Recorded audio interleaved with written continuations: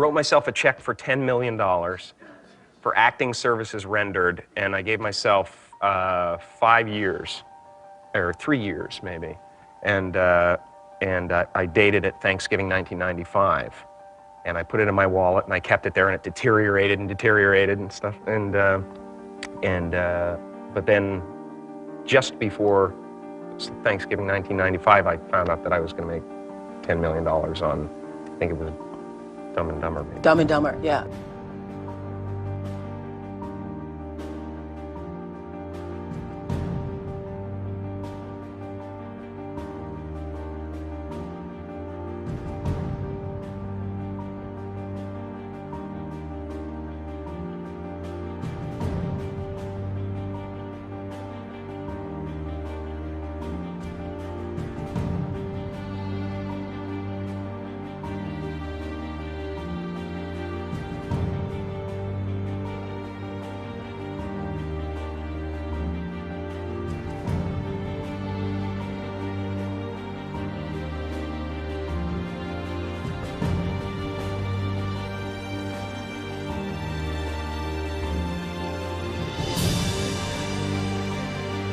When a seed is planted in the ground, all you can do is water it. You cannot control the sunshine, you cannot control the weather, and you cannot control whether the locusts will come and try and destroy it. All you can do is plant your seed in the ground, water it, and believe.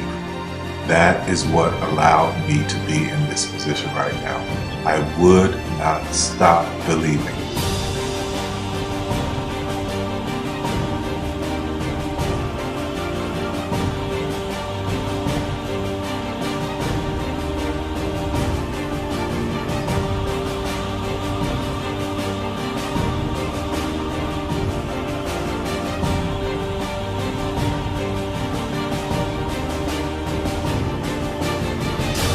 Just don't take no for an answer. I mean, I think if you believe in what you're doing, many people will tell you, why you're mistaken, why it'll never work. But if you really believe passionately in what you're doing, just keep going, keep pushing on, and then if you don't succeed, pick yourself up and try again, and ultimately, if you're that determined, you will succeed in life. This is a major opportunity. This is a major lifetime event for you. In all of the years that I've been doing this, only one person has quit, left. I've been amazed that there's only been one person, because some people, and sometimes you really suffer. It's very tough. People say you have to have a lot of passion for what you're doing, and it's totally true. And the reason is because it's so hard that if you don't, any rational person would give up. It's really hard, and you have to do it over a sustained period of time. So if you don't love it, if you're not having fun doing it and you don't really love it, you're going to give up. And that's what happens to most people, actually. If you really look at the ones that ended up being successful, unquote, in the eyes of society, and the ones that didn't, oftentimes it's the ones that are successful loved what they did so they could persevere when it got really tough. And the ones that didn't love it quit because they're sane, right? Who would want to put up with this stuff if you don't love it? So it's a lot of hard work, and it's a lot of worrying constantly. And if you don't love it, you're going to fail. Make a choice. Like, you just decide what it's going to be, who you're going to be, how you're going to do it. Just decide. And then from that point, the universe is going to get out your way. Because it's only about 1% of people have the ability to really take risks, entrepreneurial risks.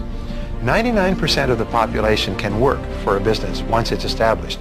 Only 1% have the courage and the ability to actually make the entrepreneurial breakthroughs that create those jobs. Somebody said to me, what did you learn from your father?